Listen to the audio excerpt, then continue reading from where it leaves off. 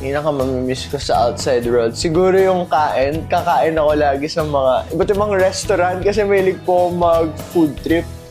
And yung mga luto ng mami ko, pati lola ko, yun yung mga miss ko talaga. Food!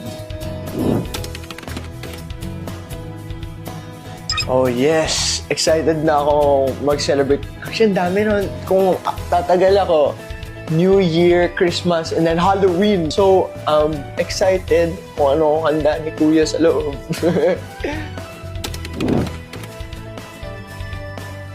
Siguro, I think it's gonna be a training for me to mas maging independent na talaga.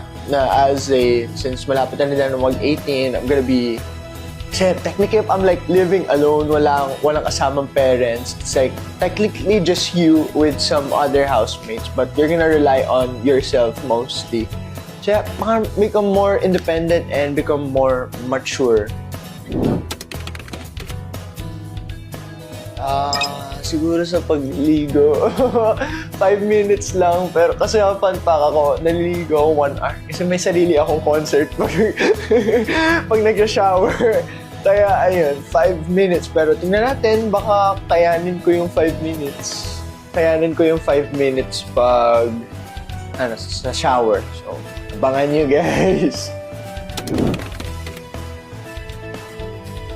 Paano ko pinaghandaan? Well, definitely I was just talking with my mom.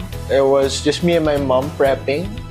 And she just told me na paulit-ulit na importante lang na papasok ka ng maayos, lalabas ka ng maayos. And, just be myself. Kung I'm friendly, energetic, and madaldal. So just be me.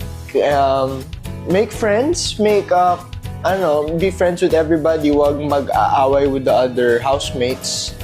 And galingan pag may mga task, and always do chores. Pag may kahit just do chores. Parang promise ko makikita nyo ako na may lagi akong ginagawa dun sa loob. So, ayun, I'll be moving around a lot. Yeah, paghuhugas ng pinggan, maaasahan nyo ako doon. Kung may chores naman na lagi nyo makikita na ginagawa ko, it's definitely washing the dishes. So, ayun po. Pero I think matututo rin ako to be flexible to do other household chores.